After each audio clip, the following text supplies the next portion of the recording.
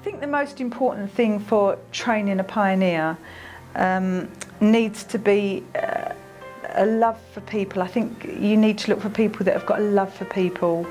Is the first and foremost. I've always grown up loving people. People to me are much more important than things. Second thing is a listening ear. I think you've got to be able to listen to what's going on in the community and in the culture, and you've got to hear what people want, what's going on. You've got to not just listen with your ear. I think you have to listen with something that's within you, some kind of intuitiveness, I guess. Some people might call it discernment. I think you've also got to have a watchful eye, and you've got to watch what's going on around you and in the community. That's really important, and again, see the changes and be able to ring the changes and to be able to connect with the changes. And I would then go along from that and say you need to sniff out opportunities, be creative, find new ways of doing things, and especially it's about constantly being sensitive, I think, to things that are going on. If you see that there's, you know, I saw here that there was nothing for some of the young mums who came in and had struggles in their life.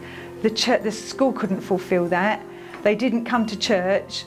So who was sharing with them about Christ and his love? I'm a networker because I think it's important to find out what other people are doing. I have lots of friends that have done pioneering around the world, and so I talk with them and I connect with them and find out what people are doing and chat and have conversations with people. You have to be able to be sensitive to people, but thick-skinned when it comes to yourself.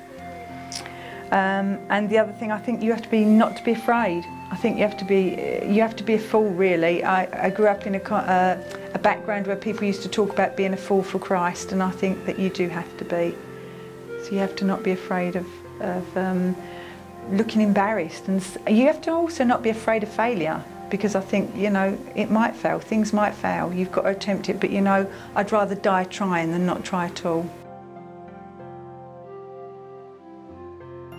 It would be really good for us to begin to see how important pioneering is. If the church is in decline, then the only way that we're going to get new people is not by moving people around. I think it's quite often the comment has been used, it's not about moving the deck chairs around on the Titanic.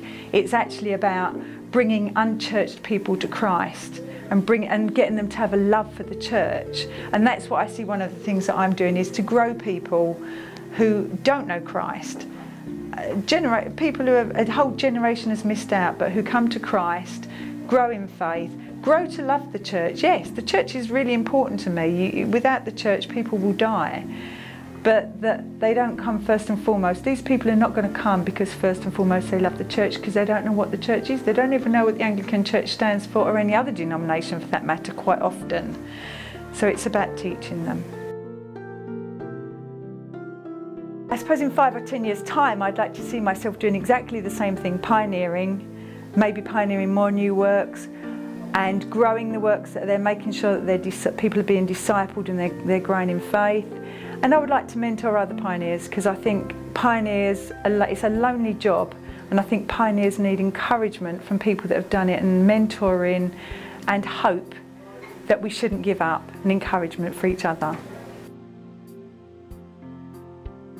Be fair to say new obstacles, new challenges, anything that somebody's told me is impossible. And I think when it comes to Cafe Church and comes to Thirst, it's about seeing new Christians grow and walk in faith, the excitement of having new life, of seeing people who have never come to faith, don't even know anything about Christ, coming to know Christ, growing in faith, being discipled, and then getting excited about going and doing the same thing in their own communities. One of the girls that is with us at the moment wants to go and do the same thing in the community that she lives in, which is a very deprived area, and says, I can see that what Christ has done for me has changed my life and my family's life, and I want to take that to people that need him, and so just to pass it on. I don't get paid for what I do, and at the moment there doesn't seem to be much money in the broader church to pay me. We are applying to funding, and I think sometimes if you work with certain groups of people, there are funds available, and there are some trust funds and grants out there which people can pursue. But you know, I'm reliant upon my husband working, and my husband bringing in the salary, or me doing some kind of temporary work in between. But it's a really tough time, and for us, because we do a lot during the school week, it's quite difficult to hold a full-time job down.